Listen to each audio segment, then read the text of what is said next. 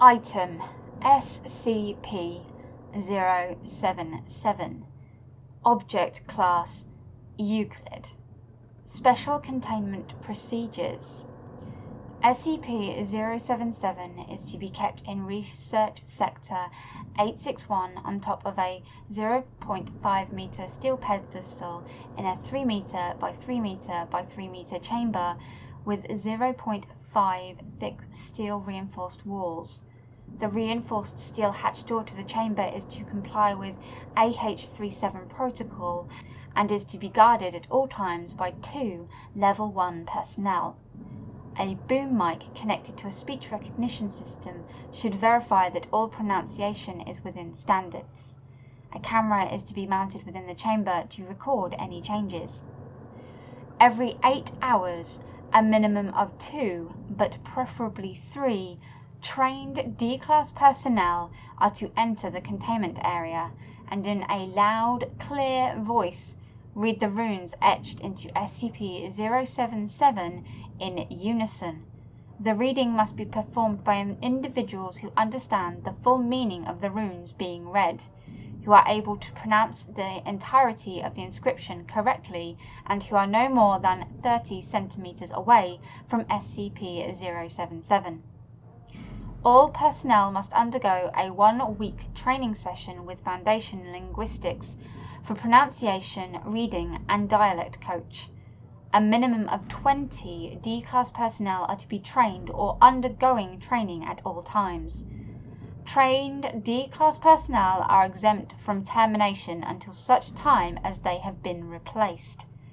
Foundation Linguistics are to remain on call in case of an unexpected rune change. Every new set of runes is to be transcribed into phonetic English and provided with literal and idiomatic translations as quickly as possible. See documents 077- through for archive translations. The cafeteria menu for Research Sector 861 must not include any potatoes or potato-based ingredients. Description: SCP-077 appears to be the top half of a human skull engraved with runes, each filled with an unidentified black resin. The runes change every lunar month, defined by the full moon rising above the horizon in Ireland, as well as at the winter and summer solstices, the spring and autumn equinoxes, and whenever a partial, annular, or total solar or lunar eclipse is visible from Ireland. If these engravings are not read aloud at least once within a 24-hour period, the eye sockets and nasal cavity of SCP-077 will emit SCP-077-1. SCP-077-1 is a luminescent greening vapor whose precise nature remains undetermined.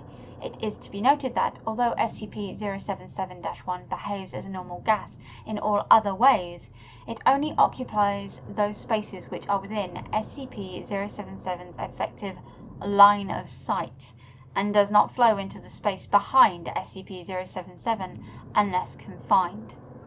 Opaque, impermeable barriers with no biological content can provide temporary protection from SCP-077-1.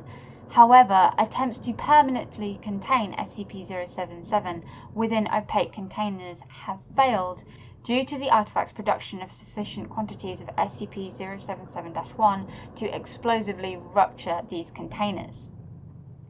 All biological materials, with the obvious exception of SCP-077 itself, which comes in contact with SCP-077-1, is instantly transformed into a viscous, malodorous ooze. The ooze has been identified as the rotting flesh of potato tubers, Solanum tuberosum, which have been severely infected with a potato blight, Phytophthora infestans. 1 cubic centimeter of SCP-077-1 transforms upwards of 800 grams of biological material. Reading SCP-077's engravings has noticeably, if transient, effects on the health of the readers. These effects include nausea, cramps, headaches, dizziness, incontinence, fever, skin rashes, nosebleeds, and fugue states. Effects intensify as the time between readings increases and can become cumulative for individuals who read the engravings too many times consecutively and/or too frequently. Readers have a 60% chance of developing an allergy to potatoes. Addendum 077-01. The artifact was recovered from in the village of Ireland. Locals had built a shrine around the artifact, where upwards of participants would engage in a nightly ritual.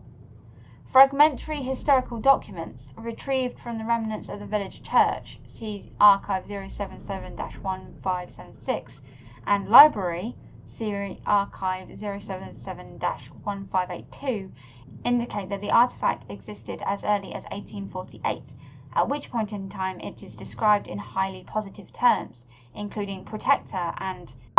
By 1869, however, references to the artifact are fearful, resentful, and couched